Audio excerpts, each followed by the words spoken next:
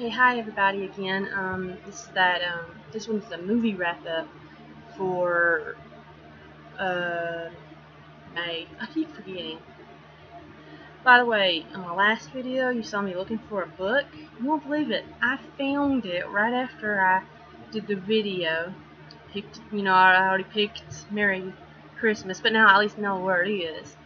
And it was not a Mary-Kate and Ashley book. It would have been a reread for me, but it wouldn't bother me. I kind of liked it anyways. But let me go ahead and start on the videos I watched in May. Okay, here's one. Labyrinth. It says where everything seems possible and nothing is what it seems. And this was made in. I hope this thing has it where it was made originally. Because, yeah, I see 2006 and 2005, and I do not think this one is made. And this does not have it. Again, some of my DVDs don't have this. Ah, well, what can you do? Let's see. It says, Journey into the Fantastical World of Labyrinth, starring David Bowie and a cast of incredible creatures, created by Jim Henson and produced by the master of myth, George Lucas. Frustrated with babysitting on yet another weekend night, Sarah, a teenager with an active imagination, summons the goblins from her favorite book, Labyrinth, to take her baby stepbrother away. When little Toby actually disappears, Sarah must follow him into the world of the fairy tale to rescue him from the wicked Goblin King. Guarding his castle is the labyrinth itself, a twisted maze of deception populated with outrageous characters and unknown dangers. To get through it in time to save Toby, Sarah will have to outwit the king by befriending the very goblins who protect him, in hopes that their loyalty isn't just another illusion in a place where nothing is as it seems. Yeah. Oh, this is rated PG. I was gonna say something, but now my mind slipped. Give me a minute. I'm trying to remember. Oh yeah, I may end up having to cut this into 2 videos again. But here's another one. Guess Who? And yeah, I couldn't help it. I really thought this was so funny and everything. I really like the Labyrinth too. I liked anything Jim Henson really. Okay, this was it says his house, his rules. Some in-laws were made to be broken. And this was, I'm hoping it says 2005. Yeah, 2005. When Teresa brings fiance Simon Green home for her parents' 25th wedding anniversary, she neglects to mention one tiny detail: he's white. Determined to break his daughter's engagement, Percy Jones does everything he can to make Simon feel a part of the family. From running his credit report to locking him in the basement at night, but when Percy gleefully exposes Simon's most embarrassing secret, it leads to an outrageous series of comic complications that only goes to prove that with a dad like Percy Jones, father doesn't always know best. Yeah, wait, I forgot about the special features. It says Inside the Labyrinth. I think I've documentary in this one. Sorry, forgot to mention it. Special features on this, though, deleted scenes with optional director commentary, gag reel, Love is the Melody, the making of Guess Who, director's feature commentary. And this is rated PG-13. But that one was really funny, I can't help it. I'm trying to get me a big stack here. Then I watched,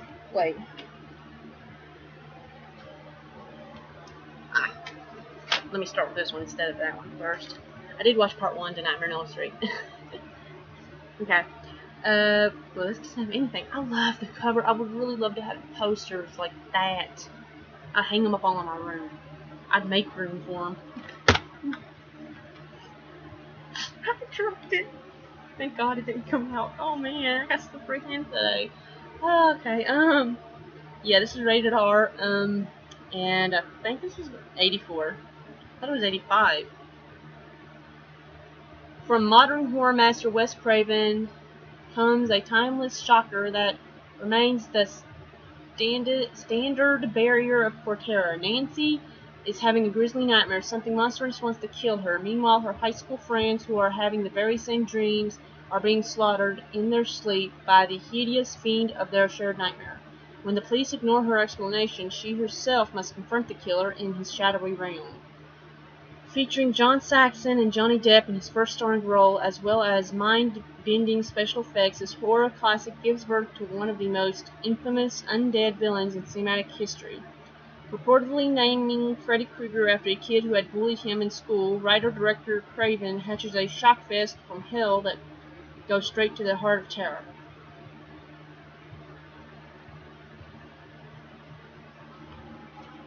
There's that one.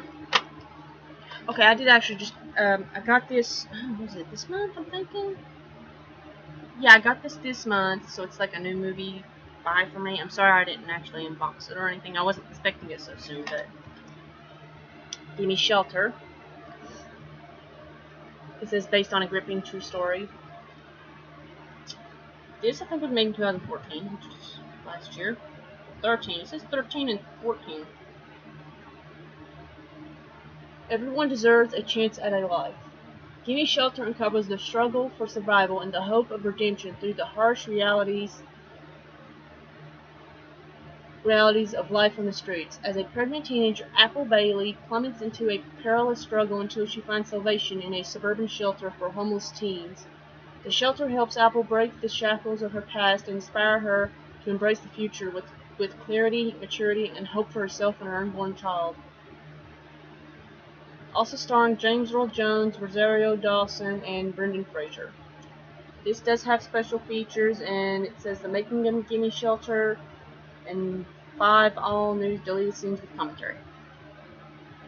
This was rated, I don't think it's going to be rated PG.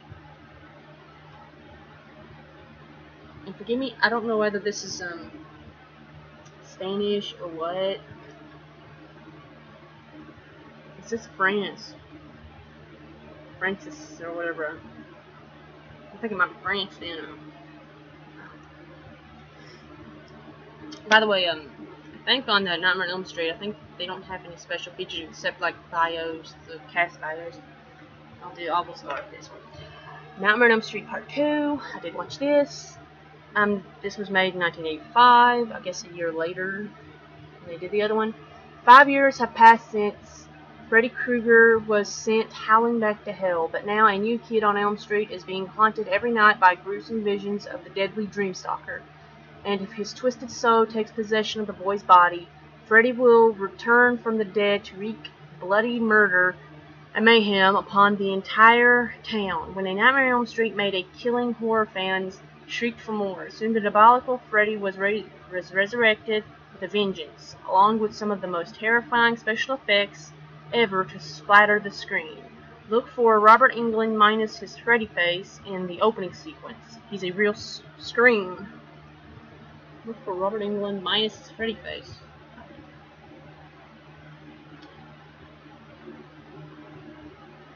Opening sequence. I don't remember. I did watch this a while ago, so. It's rated R. Again, this probably only has that talent bio. Then I watched Timeline. It says they had to travel into the past to save the future. This was kind of a sad watch for me, just because I know Paul Walker is no longer with us. So, it's kind of sad. But I do still enjoy watching his movies. This was made in 2003. And I don't know if this, I think this might be not rated. Oh, PG-13. It's PG-13. Popular action star Paul Walker leads an ensemble cast as a group of young archaeologists who confront the intrigue and perils of time travel and Timeline. Directed by Richard Donner and based on the best-selling novel by Michael Crichton, which I actually would like to get this. with the novel, you know. While excavating in the Dordogne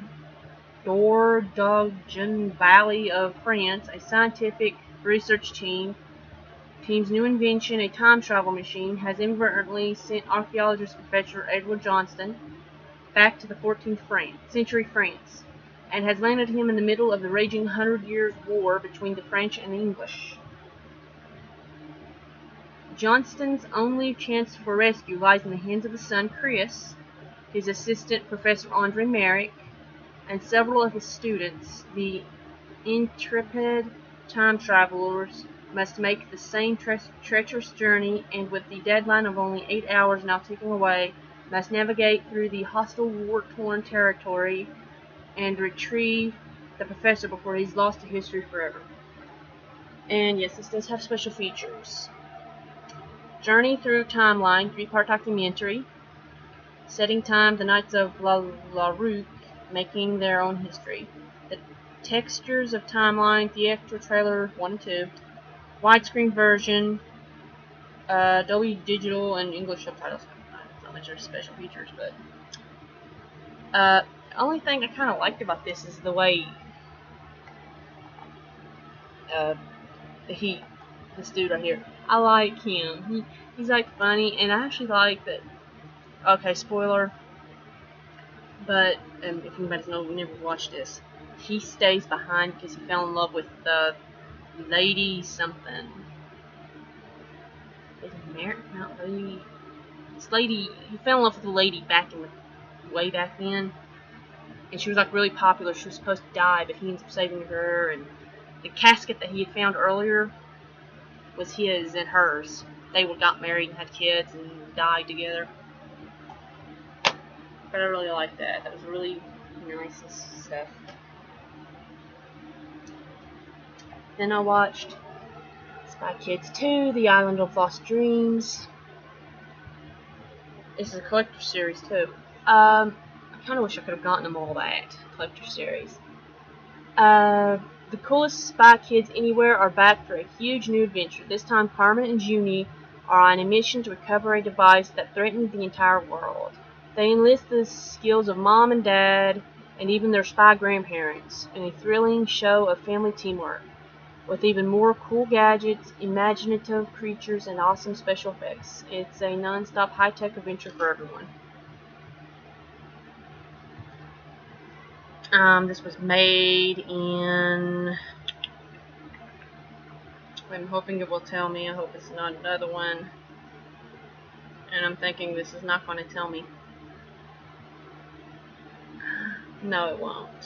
This is not going to tell me when it was made. I'm sorry. And, well, it's PG.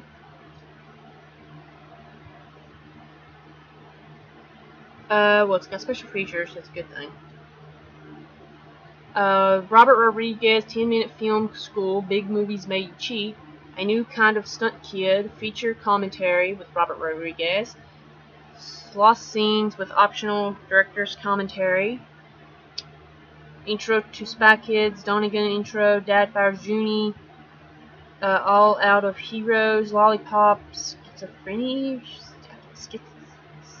Show, I can't even pronounce that now.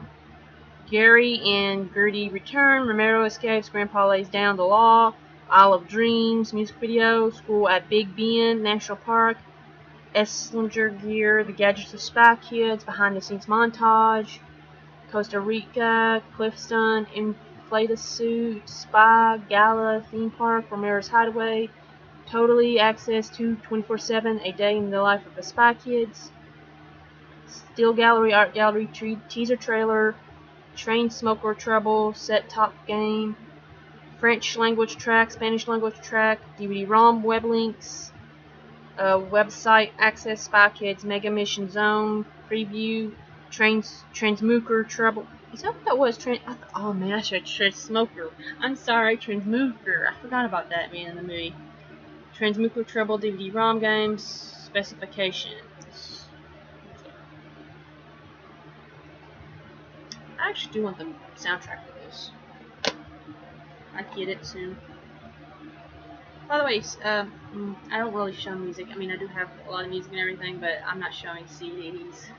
That's just one thing I'm kind of laying off on. Plus, a lot of mine, which I know a lot of people will probably cringe, but I don't keep mine in its cases, because most of my cases, if I do, break. So I end up putting it in like a hard CD book. People say for this one's Mean Girls. And didn't see anything up front except for that little blurb. This was made in 2004. Let's see, it's PG-13. Does have special features, which I'll tell you in a minute. Raised in the African bush country by her zoologist parents, Caddy thinks she knows all about the survival of the fittest, but the law of the jungle takes on a whole new meaning when the homeschooled 16-year-old enters public high school for the first time. Trying to find her place among jocks, mathletes, and other subcultures, Caddy crosses paths with the meanest species of all, Queen Bee, aka the cool and calculating Regina, leader of the school's most fashionable clique, Plastics. When Caddy falls for Regina's ex-boyfriend, though, the Queen Bee is stung, and she schemes to ruin Caddy's social future. Caddy's own claws soon come out as she leaps into a hilarious girl world war that has the whole school running for cover. Co-starring and written by Saturday Night Live's Tina Fey, Mean Girls is viciously funny. Okay, special features, commentary, 3 featurettes, Only the Strong Survive, The Politics of Girl World, Plastic Fashion, Word Vomit, Blooper Reel, So Fetch, deleted scenes with commentary by director Mark Waters and screenplay by writer Tina Fey, 3 interstitials, theatrical trailer, full screen version, Dolby Digital, English subtitles and Spanish subtitles. This one's actually really very funny. I have not seen part 2, and I'm not 100% sure I want to, because there's a certain actress in that, no offense, I'm not like a fan of her. Can't remember her name.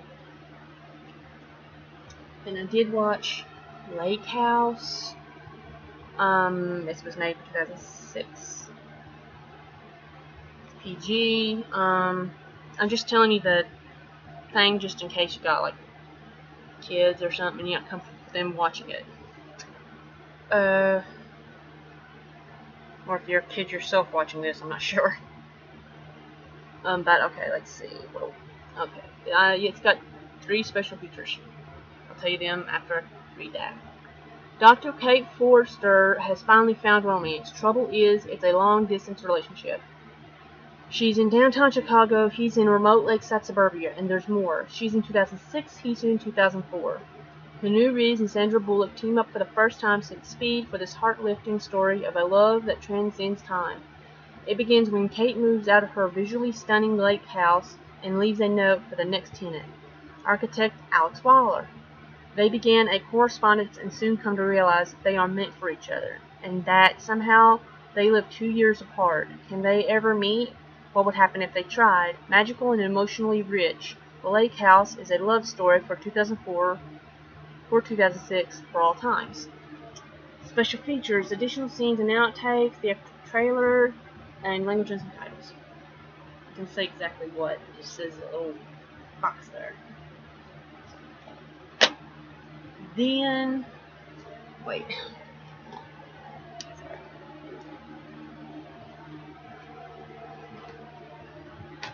Now, then I watched The Faculty. It says, take me to your teacher.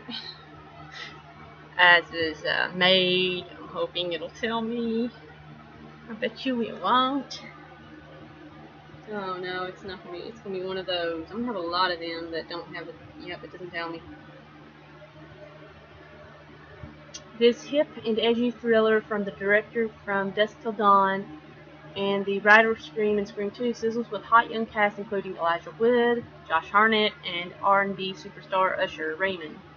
When some very creepy things start happening around school, the kids at Harrington High make a chilling discovery that confirms their worst suspicions. Their teachers really are from another planet. As a mind-controlling parasite rapidly begins spreading From the faculty to the student bodies, it's ultimately up to a few who are left, an unlikely collection of loners, leaders, nerds, and jocks, to save the world from an alien domination. Also starring Robert Patrick, Famke Janssen, and Jon Stewart. In a great cast, don't miss the unstoppable excitement of this unpredictable, smart, and scary hit. This is rated R, just for you to know. Special features include theatrical trailer and that's just like a double digital thing in widescreen. Okay, this is a mixture of scary and funny at the same time. I can't help it, but it's actually a really good movie.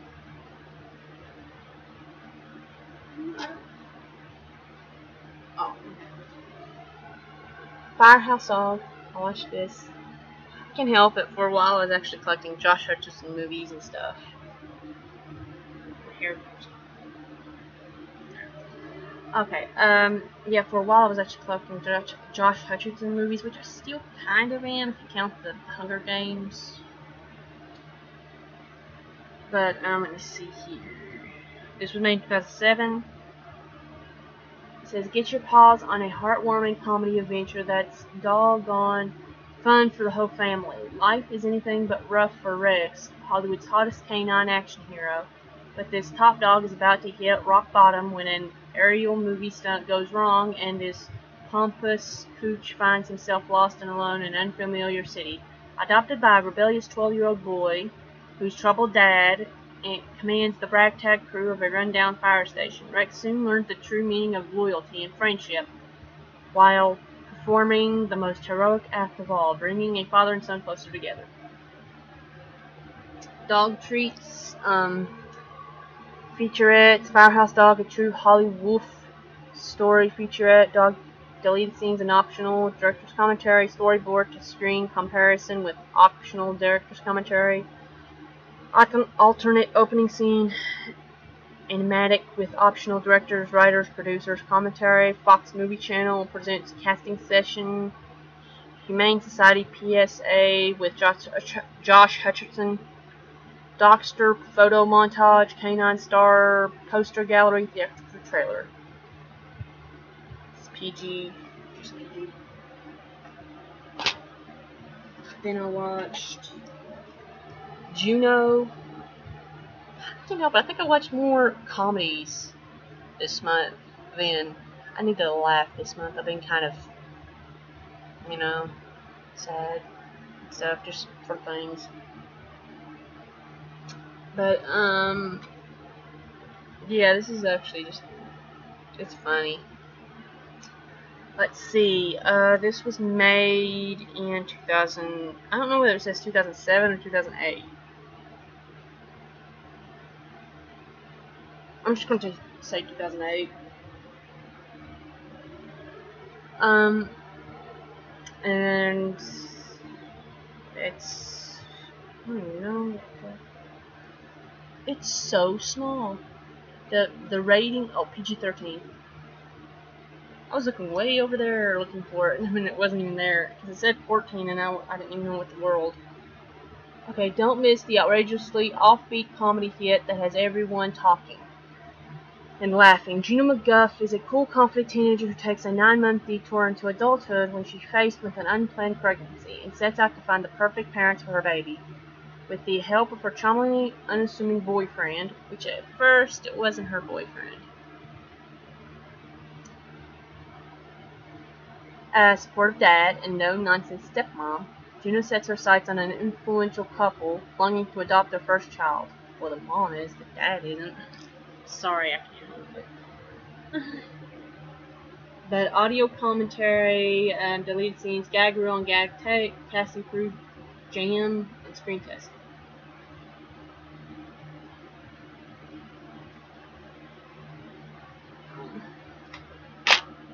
Then I watched The Impact, Oceans Rise, Cities Fall, Hopes Rise. And this is the special collector's edition. This was made in 1998. It's PG-13, and it says, what would you do if you knew that in a handful of days an enormous comet would collide with Earth and all of humanity could be annihilated? The countdown to doomsday is underway in this gut-wrenching, eye-opening blast of a movie experience. Mimi Leder directs, guiding an all-star cast featuring Robert Duvall, Tia Leone, Elijah Wood, Vanessa Redgrave, I can't really pronounce her name, Vanessa Redgrave, Maximilian Schell,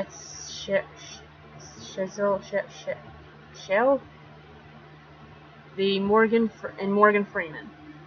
With the film's dynamic fusion of large-scale excitement and touching human-scale storylines, Deep Impact makes its impact felt in a big and unforgettable way. This one always made me cry in certain parts. I can't. But I did like the story of the two teenagers in this. Elijah Wood and, what's her name? I think that's Tia. The two teenagers. I always liked that story, in the movie. Then I watched Letters to Juliet. And I can't help it, I love this movie. I'll watch this over and over again. This was made in 2010. And it's PG. Almost every one of my movies either PG, PG-13, or rated R. Sometimes it'll be rated like family, But in Verona, Italy, the beautiful city where Romeo first met Juliet, there is a place where the heartbroken leave notes asking Juliet for her help. It's there that aspiring writer Sophie finds a 50-year-old letter that will change her life forever. As she sets off on a romantic journey of the heart with the letter's author, Claire, now a grandmother, and her handsome grandson, all three will discover that sometimes the greatest love story ever told is your own. I know at first them two could not stand each other in the movie, and then it's like, I don't know, they all of a sudden started liking each other, falling for each other, and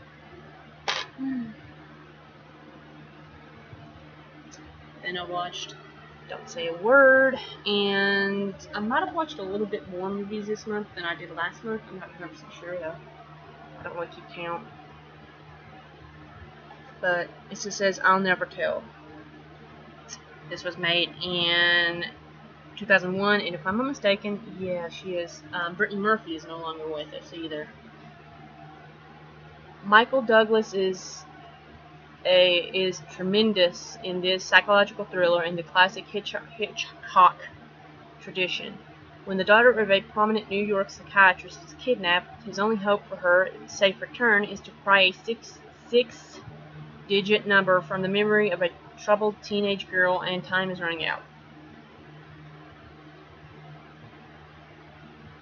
Yeah, this is made in 2001. Yeah, I was making sure I got that right. 2001. It's rated R. And yes, it's got special features.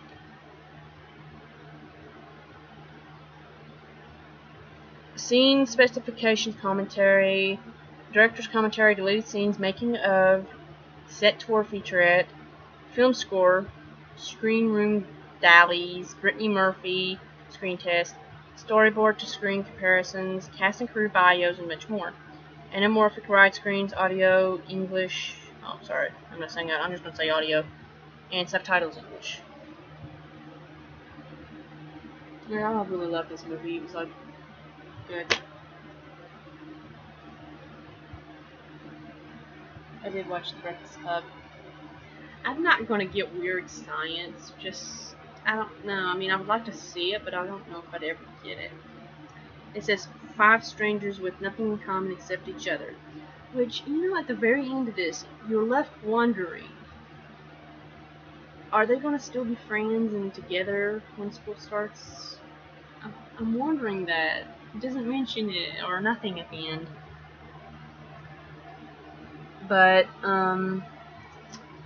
this was made in 1985.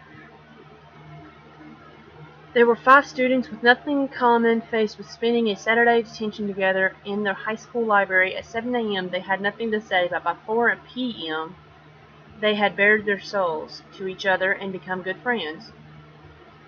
John Hughes, creator of the critically acclaimed 16 Candles, wrote, directed, and produced this hilarious and often touching comedy starring Emilio Estevez, Anthony Michael Hall, Judd Nelson, Molly Ringwald, and Ali Sheedy. To the outside world, they were simply the jock, the brain, the criminal, the princess, and the kook.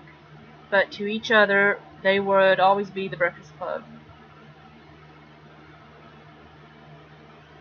And this does not say if it has any special features, and I can't remember if it did or not. It's, what is this rated? Give me a minute. R, rated R. Guessing for like language and sexual language or something, I'm not sure.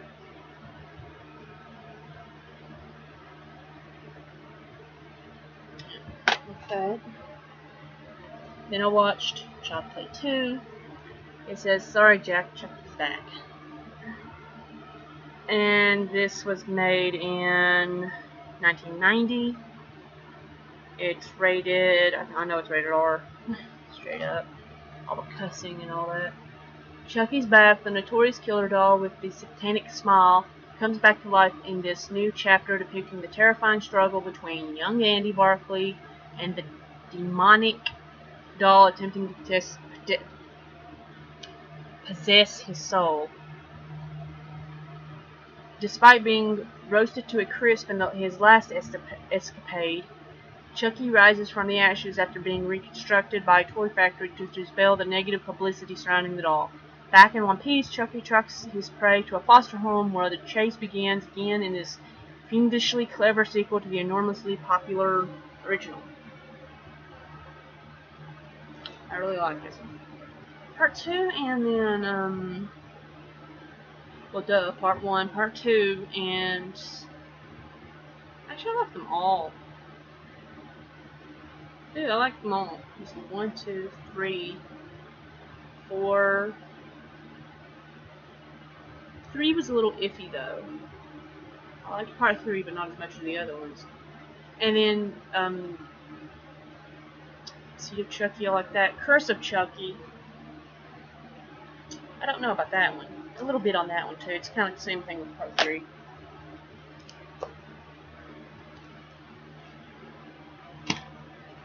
Then I watched Freaky Friday.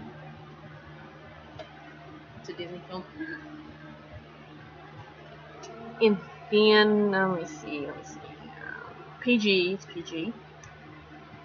And it was made in 2003. Goodness, it's right at the corner. Okay. In the tradition of The Princess Diaries, Disney's Freaky Friday is the extremely funny and heartwarming comedy everyone will love. Dr. Tess Coleman and her teenage daughter Anna have one thing in common. They don't relate to each other on anything. Not clothes or man or Anna's passion to be in a rock band. Nothing. Then one night, a little mystic mayhem changes their lives and they wake up to the biggest freak out ever. Tess and Anna are trapped inside each other's bodies. But Tess's wedding is Saturday, and the two must find a way to switch back fast. Literally forced to walk in each other's shoes, will they again respect and understanding? Will they gain respect and understanding for the other's point of view, filled with comedy, rock and roll, and lots of heart. Freaky Friday is freaking fun everyone can enjoy together. This is funny. I want the old one too, the one with Jodie Foster, I think, in it, the old one. I kind of want that one too. I do have another Jamie Lee Curtis movie here. A Fish Called Wanda. I couldn't help it. As soon as I saw that in the stack, I'm like, yep, I gotta show this one. A tale of murder, lust, greed, revenge, and seafood. I'm gonna be honest, that man right here in the movie, he is sick. He will eat the fish. Oh boy. And this is rated R. This was made in 1988. Again, shocker, but 1988. And let me see. An all-star comic cast highlights the glorious yet now flooded with exciting special features in this all-new 2-disc collector's edition. Kevin Kline, who won an Oscar for his role, joins Monty Pythoners John Cleese and Michael Palin and sexy Jamie Lee Curtis in a film so stuffed to the gills with laughs, you'll fall for it hook, line, and sinker. 4 conniving jewel thieves, 3 Yorkshire Terriers, 2 heaving bosoms, and 1 proper British barrister.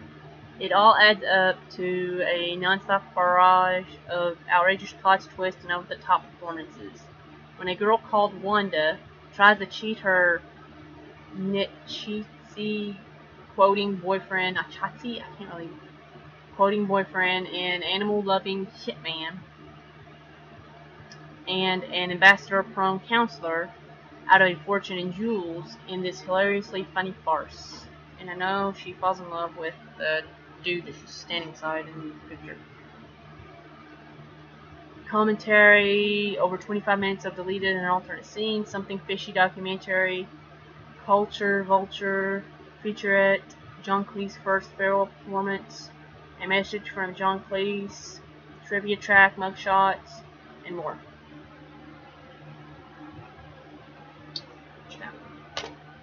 Might be able to show you like a couple more and then I'll have to stop the video.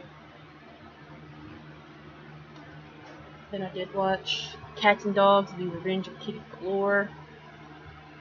This was made in 2010, and this was PG. Former elite agent Kitty Galore plans to unleash a diabolical device designed to not only bring her canine enemies to heel, but also to take down her former kitty comrades and make the world her scratching post. Cats and dogs must now join forces for the first time ever to prevent a global catastrophe. This fun adventure features the voice talent of Christina Applegate, Michael Clarke Duncan, Neil Patrick Harris, Sean Hayes, James Marsden, Betty Midler, and Nick Nolet, and co-stars Chris O'Donnell and Jack McBrayer. Looney Tunes, Coyote Falls, Roadrunner, and Wile E. Coyote in a all-new cartoon. Special features if you want to. Sneak peek at the all-new Yogi Bear theatrical film. PG and let's make sure. Then I watched Perfect Score. This was made in 2003, and it's PG-13. Pop quiz: how do you get a perfect score in an SAT exam? For a group of stressed out teens, there is only one way. Still the answers. Scarlett Johansson, Erika Christensen, Chris Evans, and NBA star Darius Miles lead this hip coming-of-age comedy about 6 students who try to break into the testing center and steal the answers to the SAT. The classmates are wildly different but share a common goal: to crank the standardized test from unfairly defining their lives. As they plot a hilarious heist that could make or break their futures, the students grow closer, never suspecting where they'll ultimately find the real answer in themselves. Wait, was this made in 2004? This is 2004. Not 2003. It was in 2004. I'm sorry if I got this stuff or something. Watch that. Oh, commentary. Making the Perfect Score, the extra trailer, widescreen version, Dolby Digital, and English subtitles. I'll make the second video, so see you in the other video.